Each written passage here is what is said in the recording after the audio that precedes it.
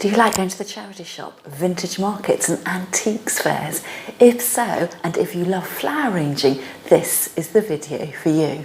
Hello there, I'm Julie from Julie Davis Flower Workshops and Flower Start, the online flower arranging classes. Now yesterday I went to a vintage and antiques market with a friend. So come along with me and see what we discovered. Do you want a sneak peek?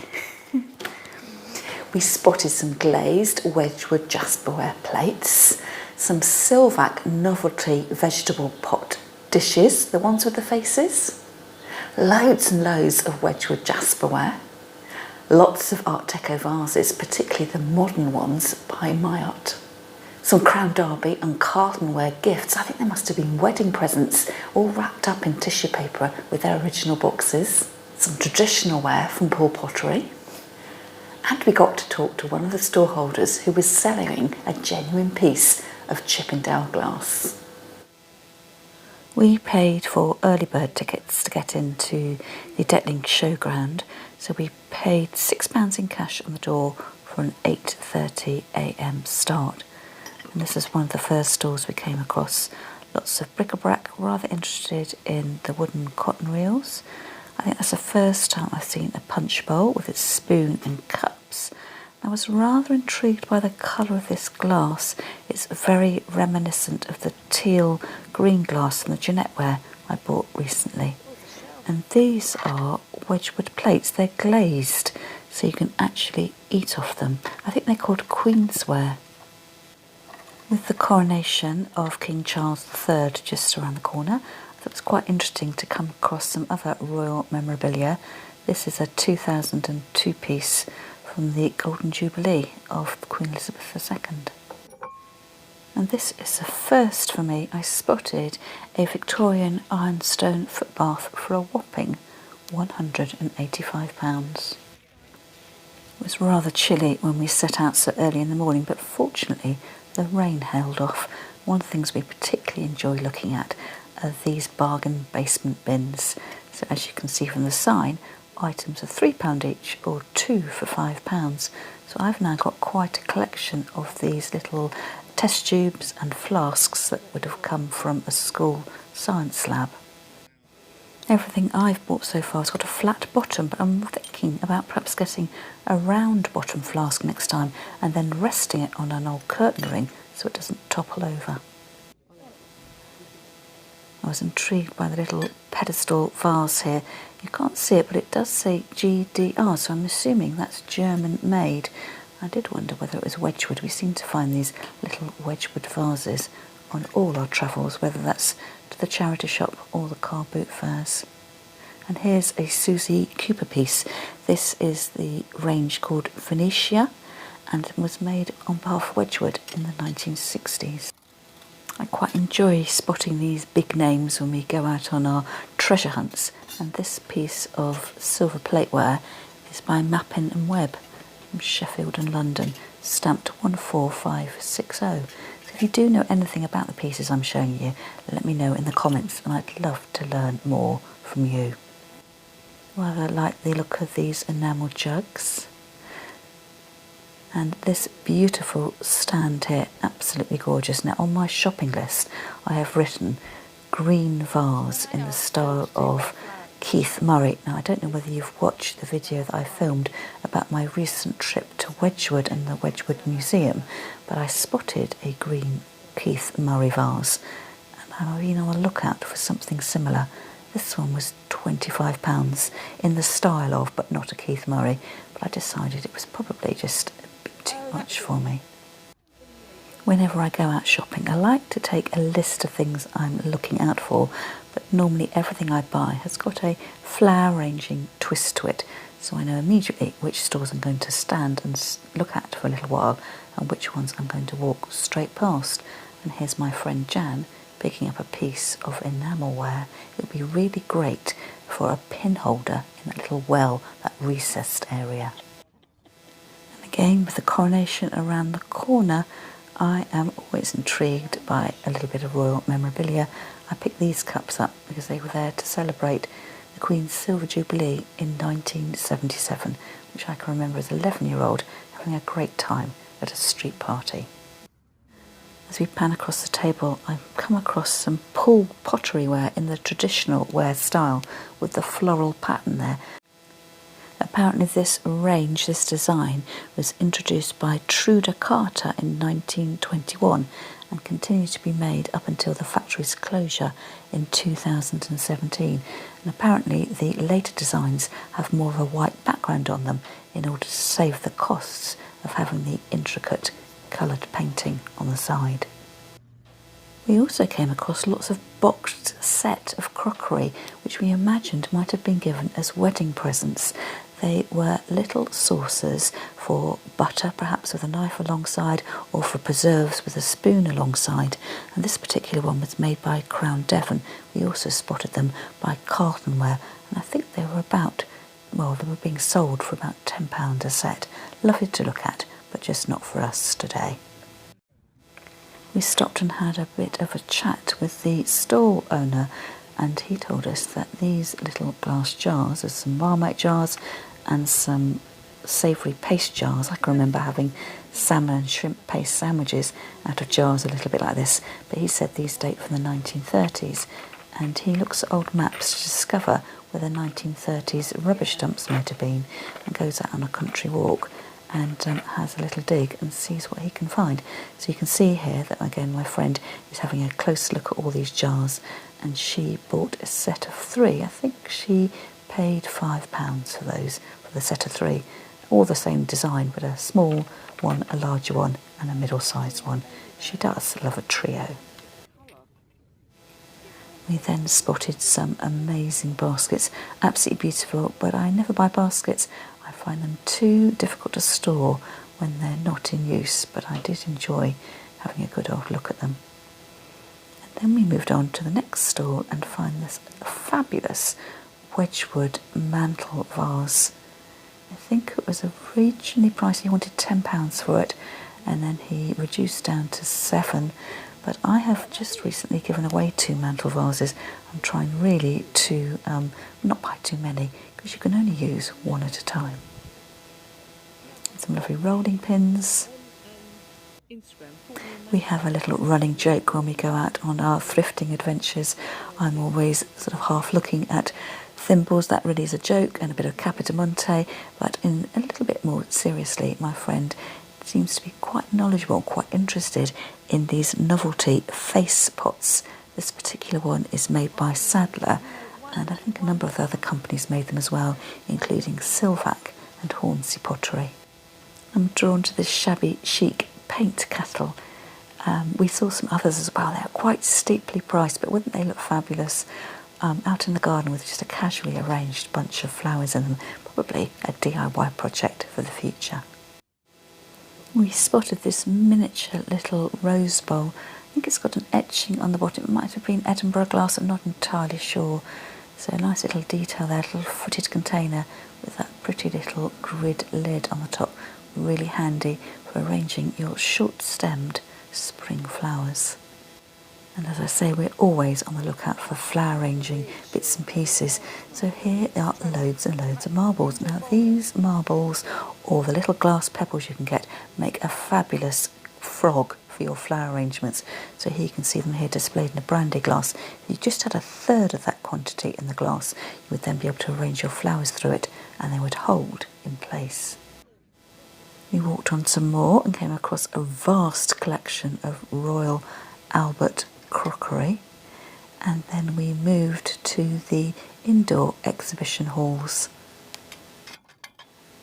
And as we moved indoors, we were able to tick off a few more items from our bingo scorecard, and yes, we came across a whole table of Wedgwood jasperware.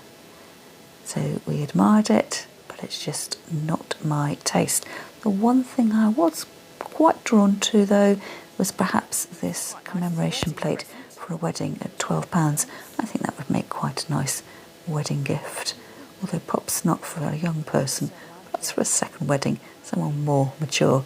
And look, Wedgwood Clementine, spot that everywhere we go. Now look down here.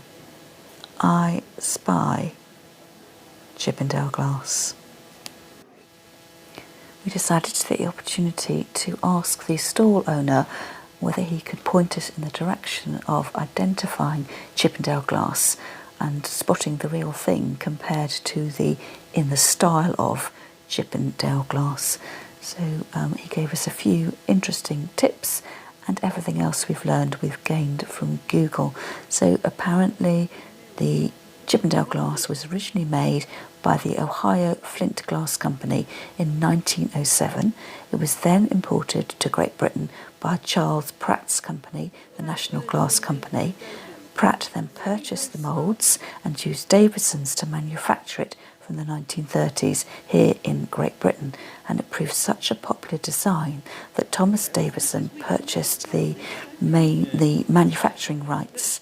So its characteristics are that it has 8 panels, scalloped edges, and an octagonal base with a punt, that little dip in the bottom, and these handles that rise up above the rim of the container. And although this piece here had a maker's mark, which is indicative of the fact that it must have been made in America, the Davison glass manufacturing didn't have a mark. So we're still none the wiser, although I think I know what isn't Chippendale glass now, but I can't be certain that all my collection of Chippendale glass is actually the real deal. Spotted this little miniature rose bowl with the gridded top, and can't you just date the use of that container? Someone has decided not to use the grid and go foam free, but has used and reused a tatty old little bit of flower foam. So I wonder what you can spot in this box of goodies. Now this was a beautiful vase, and the stall owner here was very generous with his advice. I think from memory that maker's mark says Crownford, and apparently the designer of this vase was a contemporary, a friend of Keith Murray, who designed the vase I'd really been admiring in the Wedgwood Museum. I had some birthday money burning a hole in my pocket, but at £35 I didn't want to spend quite that much. And then check this out. Davison Cloud Glass, a complete set, the pedestal, the dish and the flower frog in this lovely amethyst colour. So we're looking here for the Made in England, the patent number, and it's got a number 4 in it as well, indicating that it is 4 inches in diameter. I particularly like the little scalloped edge detail on the outside edge of the container, which just gave it a really attractive look around the outside edge. I think this was also priced at £35. He was willing to give a deal at 30, but when my friend gave it a really good look, we discovered that that flower frog had a huge crack across the bottom, and we just worried that with use it was going to break. So talking about breaks, we decided to have a cup of tea and a slice of cake for breakfast. Absolutely delicious. I went for the cake, the courgette and pistachio nut cake with the edible forget-me-nots on the top. Feeling refreshed, we headed out into the main hall and met Simon, who was the owner of this particular booth called The Age of Decadence. You really ought to look him up on Facebook. He was so generous with his knowledge and his time. He explained that these vases were made by Mayotte. They also make the red and white transferware, and they decided to do things a little bit differently in the 30s and 40s, quite often known as the poor man's Clarice Cliff. Apparently it's becoming more collectible today because of its naive qualities, and he took us through each of the vases, the stepped vases, the fan, the pyramids, the castle, and that is exactly how you'd expect it to be, the outline shape that's got the castellations around the top edge. Sadly, my other thrifting friend couldn't join us today, so this is a shot for Lisa to enjoy. This kind of booth is right up her street with a very feminine, vintage 1950s style. When we come to things like this, we're not always on the lookout for things to buy. Sometimes it's just things that we want to improve our knowledge about. So having looked at the lovely red and white transferware here, we came across these plaques These are the Ivorex plaques, which were originally made by Arthur Osborne from Faversham. Faversham is where I live, and he made 800 designs. Apparently the plaques are made from moulds in plaster of Paris. The detail is then watercoloured in with paints, and then a wax seal is applied over the top, which gives it this ivorine appearance. So it's quite nice to spot something from home, but it wasn't particularly to my taste. And back to the flower arranging, we spotted this glass flower block, and that was £8, which I think is quite pricey, but of course we are at a vintage and antiques fair. I can pick these at the charity shop for £1, and I've even seen them for 50p sometimes. What I am intrigued about are these bases. They look very similar to the bases of the Davison glass, the cloud glass pedestal sets. I think that was £12 the large one, and again £8 the smaller one. Something I'm definitely going to look out for the future, particularly with my Julie and Julia, the flower edge project, where I am going to reproduce each of Julia Clement's 85 flower arrangements, and she does use these little pedestals to lift her arrangements up a little bit, so I'm definitely going to be adding that to my shopping list for the future. We then spotted another piece of Davison glass. So this was just a piece on its own. It wouldn't have come with a stand or a flower frog, but it would be perfect for your foam-free flower arrangements because you could put a metal pin holder inside that little well for your reservoir of water. And then we're back to the Chippendale glass. Or are we? This one had a slight purple tinge to it. It's got that little punt at the bottom. You can see the condensation where it's been out in the open air, a bit of a fine misty rain before we arrived. And this one I think was £18 with the classic raised handles, and there's 8 scalloped segments. And talking about old friends, I spotted this calico from Burley from quite a distance away, and if you haven't already watched my Burley video, I'll leave a link to it in the description underneath this video. £8, you can see how desirable it is to collect, and also some Spode Blue Italian, and that I think the square bowl is a shredded wheat dish. Now this next piece is rather intriguing. It's a vase in the shape of a sailing boat, and the sail section has got holes around the edge, and that is the flower frog for arranging your flowers. Now we spotted 2 other similar containers to this at the show, and both of them had ladies in them in the centrepiece. And when we spoke to Simon from the booth called The Age of Decadence, I think he said to us that they were called Andromeda, or the lady was called Andromeda, and the one that he had on his stand had a dustpan shaped dish underneath it, and the one we'd seen previously had a circular dish where the edge of the container sort of flowed out. Now one of the other storeholders we met told us that he had a container, and he referred to it as Bagley Glass.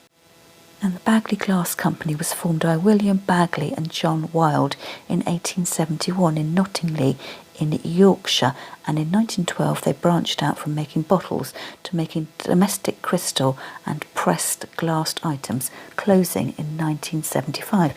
And I have a feeling, having looked him up online, the company up online, that lots of the glassware that I've been buying in the colourful shades, the greens, the blues, the pinks, sometimes with a glossy edge and sometimes with a more muted style to it, a rougher edge to it, may well be Bagley glass. That's certainly something that I'll be looking out in the future and trying to learn more about. Now, if I've got one regret from the day, it's possibly that I didn't buy this vase. I think it is £17. Turn it over. It's Silvac, and this vase is called Hollyhock, produced in the 1950s. It's got such a lovely green colour to it, a really sort of softness to the glaze. And then my friend leant across the table and picked up this vase. She knew it was Silvac just from looking at it across the way. I'm just absolutely amazed how her eye is tuned in. So this is actually called the Magnolia vase. As you can see, it's in the shape of a magnolia bud, produced I think in the 1960s. We spotted some truly amazing booths. This one reminded me very much of the type of stalls that we visited at the Decorative Living Fair in Tunbridge Wells last summer. I'll leave a link to that video in the description. We then spotted some more bric-a-brac type stalls. This looks like a little silvat piece, but I don't think it had a maker's mark on it. So that's a little posy bowl there, and then lots of the blue and white. I think most of this was the Spode Blue Italian. A little bit of willow pattern in there as well. Did you spot the two Capodimonte flower baskets? Now this is a beautiful glass flower block, £6. I think this was another one that was about 4 inches in diameter. I was quite tempted to take that home with me, but I do have quite a lot of them already. And then can you see the vase at the top there with the blue inside? I was rather intrigued by this because I have got the identical one at home, but mine has been painted with white gloss. Now I've seen this vase before. This stall holder must come to the antiques market in Faversham, which is held on the first Sunday of the month, because I've been looking this week into buying some paint stripper in order that I can take that glossy finish off my vase and return it to its former glory. I just love that smooth plaster looking finish. I hope you enjoyed today's video, and if you have got any more knowledge that you can share on the pieces that we were looking at the vintage fair, do let me know in the comments. And if you'd like to share your vintage and thrifted finds, head over to my free Facebook group Flower Start World. I'll leave a link to that in the description underneath this video. That's all from me for now, and I'll see you again next time.